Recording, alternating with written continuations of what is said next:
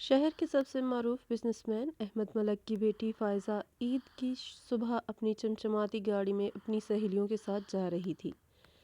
Signal پر گاڑی رکی تو کھڑکی پر ہلکی سی دستک ہوئی۔ مڑ کر دیکھا تو ایک بوڑھا شخص کھڑا تھا، عمر تقریباً 60 برس کے لگ بھگ، سر پر ٹوکری اٹھائے جس میں سموسے ترتیب سے رکھے تھے۔ اس کے پھٹے پرانے کپڑے اور ننگے پاؤں اس کی غربت کی کہانی سنا رہے تھے۔ بوڑھا آہستگی سے بولا، بیٹی کچھ سموسے لے لو۔ فائزہ نے کھڑکی نیچے کیے بغیر منہ موڑ لیا اور اپنی سہیلیوں سے بولی، اللہ جانے یہ لوگ کہاں کہاں سے نکل آتے ہیں۔ بوڑھے نے پھر کہا، بیٹی صرف 50 روپے کے لے لو، صبح سے ایک بھی نہیں بکا۔ اس بار فائزہ کا صبر جواب دے گیا۔ اس نے غصے سے شیشہ نیچے کیا اور چیخی، سمجھ نہیں آتی بات، نکل جاؤ یہاں سے، تمہارا چہرہ دیکھ کر دن خراب ہو گیا ہے، دفع ہو جاؤ کہیں اور جا کر یہ گند پھیلاؤ۔ بوڑھے کا چہرہ بجھ گیا، امید بھری آنکھوں کی چمک ایک لمحے میں ماند پڑ گئی۔ اتنے میں سگنل سبز ہوا، پیچھے سے ہارن بجنے لگے۔ بوڑھا گھبرا کر پیچھے ہٹا تو ٹوکری کا کونا فائزہ کی گاڑی کے دروازے سے ٹکرا گیا۔ ہلکی سی آواز فائزہ کے کانوں میں ایسے گونجی جیسے بم پھٹ گیا ہو۔ اس نے فوراً بریک لگائی، گاڑی سڑک کے بیچوں بیچ رک گئی۔ پیچھے سے شور مچ گیا مگر فائزہ کو پرواہ نہ تھی۔ وہ غصے سے گاڑی سے اتری۔ اس کی نظر گاڑی کے دروازے پر پڑی جہاں معمولی سا نشان پڑ گیا تھا۔ وہ نشان معمولی تھا مگر فائزہ کے لیے اس کی انا پر داغ تھا۔ وہ چلائی، اندھے ہو کیا؟ دیکھ نہیں سکتے؟ تمہیں پتہ بھی ہے یہ گاڑی 15 لاکھ کی ہے؟ اس کے ایک پرزے کی قیمت تمہاری ساری زندگی سے زیادہ ہے۔ بوڑھا کانپنے لگا۔ اس نے نیچے گرے ہوئے سموسے دیکھے جو زمین پر بکھر گئے تھے۔ اس کی آنکھوں سے آنسو بہنے لگے۔ معاف کر دو بیٹی، مجھ سے غلطی ہو گئی، بہت غریب آدمی ہوں، پیسے نہیں ہیں میرے پاس۔ فائزہ نے طنزیہ ہنسی، جب مانگنے نکلتے ہو تب یہ سب نہیں سوچتے، اب بھگتو، ابھی 10,000 روپے دو ورنہ پولیس کو بلاتی ہوں۔ قریب ہی ایک فٹ پاتھ پر کھڑا ایک نوجوان یہ سب دیکھ رہا تھا۔ اس کا نام ساحر تھا، سادہ لباس پہنے ہوئے مگر چہرے پر عجب سکون اور دانائی تھی۔ وہ اپنے گھر کے لیے مٹھائیاں خریدنے آیا تھا مگر یہ منظر دیکھ کر رک گیا۔ وہ آگے بڑھا اور نرم لہجے میں بولا، بی بی غصہ تھوڑا کم کریں، یہ بزرگ ہے، غلطی سے ٹکرا گئے ہوں گے، آج کا دن ہے خوشی کا، کسی کی بد دعا نہ لے۔ فائزہ نے اسے اوپر سے نیچے دیکھا اور اس کے معمولی کپڑے دیکھ کر حقارت سے بولی، تم کیا اس کے وکیل ہو یا اسی ٹولے کے ہو؟ اب یہ نیا طریقہ نکالا ہے پیسے بٹورنے کا؟ گاڑیوں کو نقصان پہنچاؤ اور پھر طرز دلا کر رقم لو۔ ساحر پرسکون لہجے میں بولا، آپ غلط سمجھ رہی ہیں، میں بس یہ کہنا چاہتا ہوں کہ ایک چھوٹے سے نشان کے لیے کسی غریب کو اس طرح ذلیل کرنا مناسب نہیں۔ فائزہ کی آنکھوں میں آگ بھڑک اٹھی، تم مجھے سکھاؤ گے کیا صحیح ہے کیا غلط؟ اگر اتنی ہمدردی ہے تو لو، تم ہی 10,000 روپے۔ ساحر نے ایک لمحے کو بھی نہیں سوچا، اس نے پرس کھولا اور کچھ نوٹ نکال کر فائزہ کے ہاتھ میں رکھ دیے۔ اتنے ہی ہیں میرے پاس اس وقت، 5,000 روپے۔ فائزہ نے تقریباً جھپٹ کر وہ رقم لے لی۔ باقی 5,000 کا کیا کروں؟ ساحر نے کہا، باقی مجھ پر ادھار رہ گئے، بہت جلد واپس کروں گا۔ یہ منظر فائزہ کی انا پر ایک اور چوٹ تھی۔ وہ کچھ کہنا چاہتی تھی مگر ساحر کی آنکھوں میں ایک ایسی چمک تھی جسے وہ پڑھ نہ سکی۔ غصے سے اس نے رقم جیب میں ٹھونسی اور گاڑی میں بیٹھ کر تیز رفتاری سے نکل گئی۔ بوڑھا ہاتھ جوڑ کر بولا، بیٹا تم نے مجھے بچا لیا، اللہ تمہیں خوش رکھے، میں جلدی تمہارے پیسے واپس کر دوں گا۔ ساحر نے اس کا ہاتھ تھاما اور نرمی سے کہا، بابا پیسوں کی فکر مت کرے، بس دعا دے دے۔ بوڑھے کی آنکھوں سے آنسو بہہ نکلے اور اس نے دل سے دعا دی۔ سڑک تو خاموش ہو گئی مگر ساحر کے دل میں طوفان اٹھ گیا۔ فائزہ کا چہرہ، اس کا غرور، دولت کا نشہ، انسانیت سے بے خبری، سب اس کے دل میں نقش ہو گیا۔ اس نے عہد کیا کہ وہ فائزہ کو ایسا سبق سکھائے گا جو عمر بھر نہ بھولے۔ اسی لمحے اس کے چہرے پر ایک پرعزم سکون ابھرا، جیسے اس نے فیصلہ کر لیا ہو کہ اب وقت انصاف کا ہے۔ 2 مہینے گزر گئے، وقت کے ساتھ واقعات مٹ جاتے ہیں مگر ساحر کے دل میں وہ دن جیسے ابھی بھی جل رہا تھا۔ اس کے ارادے پہلے سے زیادہ مضبوط ہو چکے تھے۔ دوسری طرف فائزہ کے لیے وہ واقعہ کوئی خاص اہمیت نہیں رکھتا تھا۔ اس کے لیے وہ بوڑھا آدمی اور وہ سادہ لباس لڑکا صرف ایک معمولی سا دھبا تھے جو وہ کب کا اپنی چمکتی دنیا کے پردے سے مٹا چکی تھی۔ اب اس کی ساری توجہ اپنے باپ کے بڑے خواب پروجیکٹ امپائر پر تھی۔ یہ اس کے والد کی کمپنی کا سب سے بڑا منصوبہ تھا۔ ایک بین الاقوامی کمپنی پاکستان میں اپنی پہلی میگا بلڈنگ لانچ کرنے جا رہی تھی اور فائزہ کی کمپنی اس ٹھیکے کے لیے سب سے مضبوط امیدوار تھی۔ یہ صرف ایک منصوبہ نہیں تھا بلکہ اربوں روپے کی وہ ڈیل تھی جو فائزہ کے کاروبار کو بین الاقوامی سطح پر پہنچا سکتی تھی۔ فائزہ نے دن رات ایک کر دیے تھے۔ اس نے اپنی ٹیم کے ساتھ ہر پہلو پر محنت کی، ڈیزائن، بجٹ، ڈیڈ لائن، سب کچھ بہترین بنایا۔ آج اس کی فائنل پریزنٹیشن تھی۔ وہ فون پر اپنے باپ کو تسلی دے رہی تھی۔ ابو سب ٹھیک ہے، کمپنی کے نمائندے ہماری فائل سے مطمئن ہیں، آج بس رسمی ملاقات ہے۔ ان کی چیئرپرسن خود پاکستان آئی ہیں تاکہ معاہدہ فائنل کریں۔ دوسری طرف احمد صاحب کی آواز میں فخر جھلک رہا تھا۔ بیٹی، یہ تمہاری محنت کا دن ہے، بس کوئی غلطی نہ ہو۔ فائزہ نے اعتماد سے مسکرا کر کہا، فکر نہ کریں ابو، آج کوئی کمی نہیں چھوڑوں گی۔ اس کی گاڑی ایک بلند عمارت کے سامنے رکی۔ فائزہ اپنے اونچی ایڑیوں والے جوتوں کی چاپ کے ساتھ اندر داخل ہوئی۔ ریسپشنسٹ نے اسے 40ویں منزل کے بورڈ روم تک پہنچایا۔ دروازہ کھلا۔ فائزہ کے چہرے پر پر اعتماد چمک تھی۔ کمرہ وسیع اور نفیس تھا، بیچ میں ایک لمبی میز جس کے گرد کمپنی کے اعلیٰ افسر بیٹھے تھے۔ فائزہ کی نظر میز کے آخری سرے پر پڑی جہاں چیئرپرسن کی کرسی تھی۔ وہاں سے ایک نرم مگر باوقار آواز آئی، ویلکم مس فائزہ احمد۔ روشنی کرسی پر پڑی اور فائزہ کے قدم جیسے زمین میں جم گئے۔ اس کے سامنے وہی چہرہ تھا، وہی سادہ کپڑوں میں دیکھا ہوا شخص، مگر آج ایک پر اعتماد اور با اثر شخصیت کے روپ میں۔ جی ہاں، وہ ساحر تھا، اب اس بین الاقوامی کمپنی کا چیئرپرسن بن چکا تھا۔ فائزہ کی آنکھیں حیرت سے پھیل گئی، وہ چند لمحوں کے لیے بول ہی نہ سکی۔ ساحر نے پرسکون انداز میں کہا، جی میں ہی اس کمپنی کی سربراہی کر رہا ہوں، آئیے بیٹھ جائیں مس فائزہ، ہمارے پاس وقت کم ہے۔ فائزہ آہستہ سے کرسی پر بیٹھی، دل میں ہزاروں سوالوں کا شور۔ یہ کیسے ممکن ہے؟ وہی لڑکا، وہی عام سا شخص آج ایک بڑی بین الاقوامی کمپنی کا سربراہ۔ یہ خواب ہے یا حقیقت؟ اس کی ٹیم نے پریزنٹیشن شروع کی مگر فائزہ کا دھیان کہیں اور تھا۔ ہر بار جب وہ ساحر کی طرف دیکھتی، اس کی پرسکون مگر گہری نگاہیں فائزہ کے اندر تک اتر جاتی۔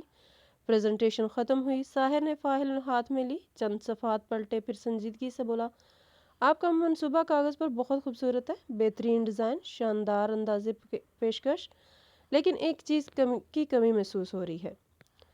کون سی کمی مسٹر ساحر؟ ہم نے تو ہر پہلو پر مکمل توجہ دی ہے۔ ساحر نے ٹھہرے ہوئے لہجے میں کہا، آپ نے ہر چیز دیکھی سوائے انسانوں کے۔ آپ کے منصوبے میں ماحولیاتی توازن کا کوئی حقیقی حل نہیں، اور جو بجٹ آپ نے ان لوگوں کے لیے رکھا ہے جنہیں گھروں سے بے دخل کیا جائے گا، وہ تو مذاق ہے۔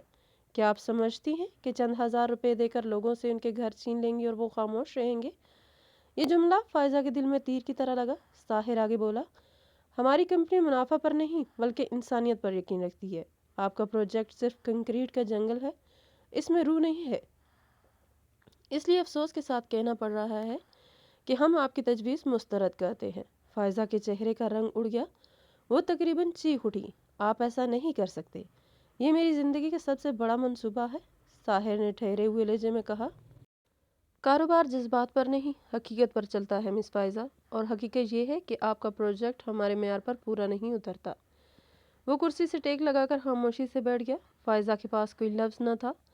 اس کے لیے یہ صرف ایک ٹھیکہ ختم ہونا نہیں تھا بلکہ اس کی انا کی شکست تھی۔ وہ جھکی ہوئی نگاہوں کے ساتھ کمرے سے باہر نکلی، مگر یہ تو اس کی ذلت کا آغاز تھا جو بھی باقی تھی۔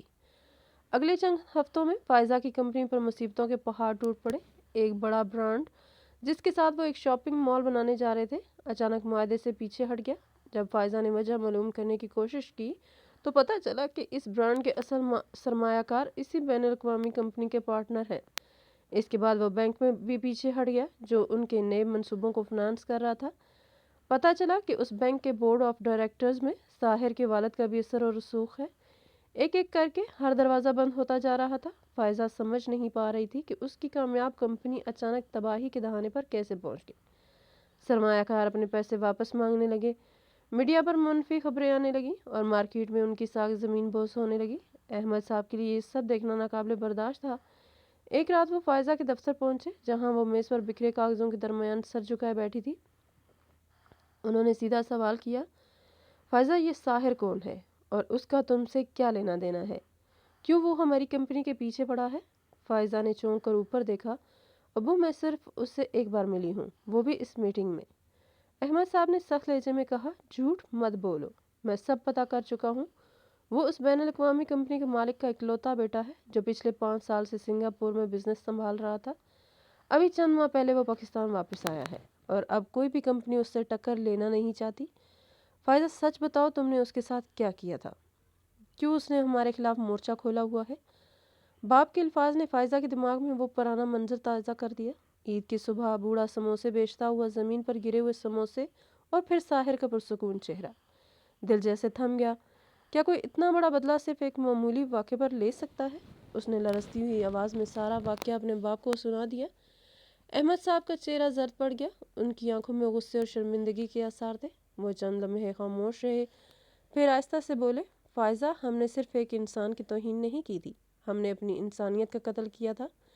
انہوں نے موبائل اٹھایا اور ساحر کے والد کو کال کی، پرانے کاروباری تعلقات کا حوالہ دے کر بات شروع کی اور بیٹی کی غلطی پر معافی مانگی۔ دوسری طرف سے ساحر کے والد کی گمبھیر آواز آئی، احمد صاحب، میرے بیٹے نے جو کیا وہ ٹھیک کیا۔ اس نے مجھے سب بتایا۔ جس بوڑھے کو آپ کی بیٹی نے سڑک پر ذلیل کیا وہ انتہائی غریب اور ایک ٹانگ سے معذور شخص ہے، لیکن اپنی بیوی کے علاج اور پوتی کی تعلیم کے لیے مزدوری کرتا ہے، اور آپ کی بیٹی نے اسے بیچ سڑک پر بے عزت کیا۔ کچھ زخم پیسوں سے نہیں بھر سکتے احمد صاحب، وہ صرف ندامت سے مدمل ہوتے ہیں۔ احمد صاحب کے ہاتھ کانپے تھے، انہوں نے آہستہ سے فون بند کیا، چہرہ سفید پڑ چکا تھا۔ فائزہ نے خوف زدہ لہجے میں پوچھا، ابو، انہوں نے کیا کہا؟ احمد صاحب نے گہری سانس لی، جیسے سینے میں بھڑکتا طوفان روکنے کی کوشش کر رہے ہوں، پھر کہا، فائزہ، وہ بوڑھا جسے تم نے پیکاری کہا تھا وہ بیچارہ انتہائی غریب شخص ہے جو اپنی بیوی کے علاج کے لیے۔ فائزہ کے جسم میں سنسنی دوڑ گئی، اس کے کانوں میں جیسے سیسا پگھل کر اتر گیا ہو۔ اس نے آنکھیں بند کر لیں، آنسو بہہ نکلے۔ میں نے کیا کر دیا ابو؟ وہ گھٹنوں کے بل گر گئی اور بچوں کی طرح پھوٹ پھوٹ کر رونے لگی۔ احمد صاحب کے دل کا غصہ پگھل گیا، وہ آگے بڑھے، بیٹی کے کندھے پر ہاتھ رکھا اور کہا، رو مت فائزہ، اب وقت توبہ کا ہے، ہم نے گناہ کیا ہے، اب کفارہ دینا ہوگا۔ اس رات باپ بیٹی نے فیصلہ کر لیا کہ اگلی صبح وہ اس بوڑھے شخص رحمت علی کو ڈھونڈیں گے، چاہے زمین چھاننی پڑے، مگر اس سے معافی مانگیں گے۔ اگلے صبح فائزہ بالکل بدلی ہوئی نظر آئی، چہرے پر نہ میک اپ، نہ غرور، آنکھوں میں نیند کی کمی، ندامت اور بے چینی کی جھلک تھی۔ وہ اور اس کے باپ ایک ہی گاڑی میں نکلے، مگر آج گاڑی ڈرائیور نہیں چلا رہا تھا، احمد صاحب خود ڈرائیونگ سیٹ پر بیٹھے تھے۔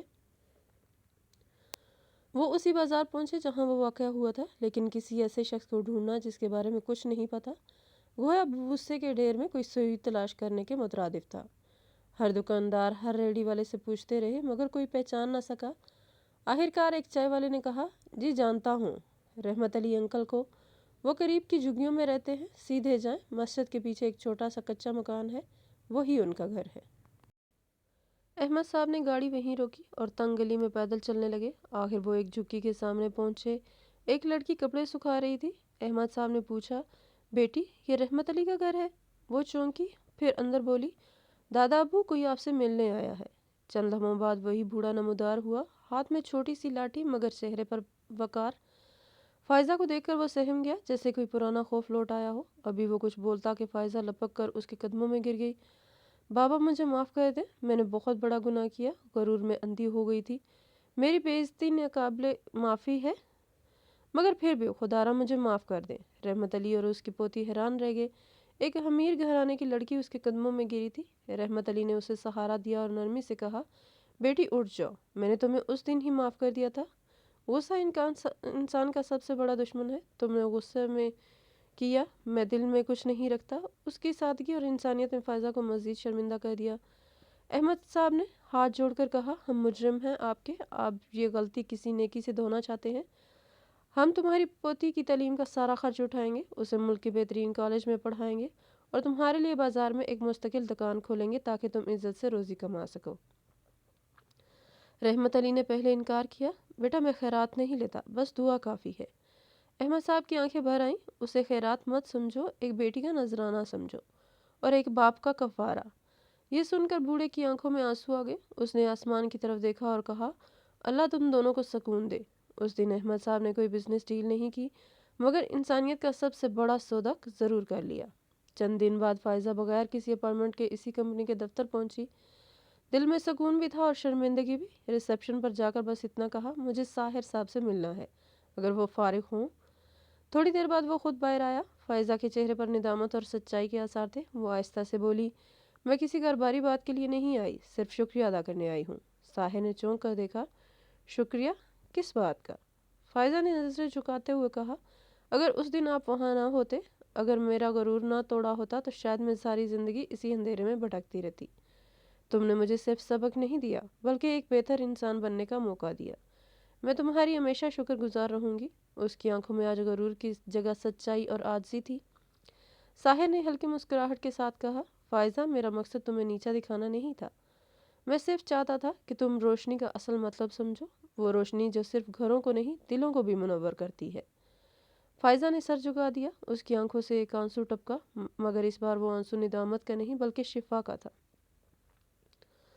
اس دن دونوں کے دلوں میں کوئی نفرت باقی نہ رہی، نہ شکست، نہ فتح، صرف ایک سچائی باقی رہ گئی، انسانیت۔ سب سے بڑی روشنی ہے۔ وقت گزرتا گیا، فائزہ کی کمپنی کی حالت بہتر ہونے لگی۔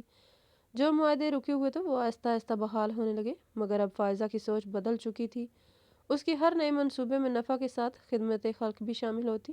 وہ ہر فیصلہ کرنے سے پہلے سوچتی کہ اس کا اثر عام انسان پر کیا پڑے گا۔ احمد صاحب اپنی بیٹی کو دیکھ کر فخر سے مسکراتے، کیونکہ اب انہوں نے صرف ایک کامیاب بزنس وومن نہیں بلکہ ایک حساس انسان دیکھا تھا۔ 1 سال بعد پھر وہی دن آیا، عید کی صبح، مگر اس بار منظر مختلف تھا۔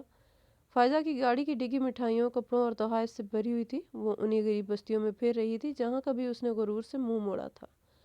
آج وہی ہاتھ جو پہلے لینے سے کتراتے تھے، دینے کے لیے پھیل رہے تھے۔ بچوں کے چہروں پر خوشی دیکھ کر فائزہ کے دل کو وہ سکون ملا جو کروڑوں کے معاہدوں میں نہ ملا تھا۔ وہ ایک چھوٹے سے بچے کو تحائف دے رہی تھی کہ اس کا فون بجا۔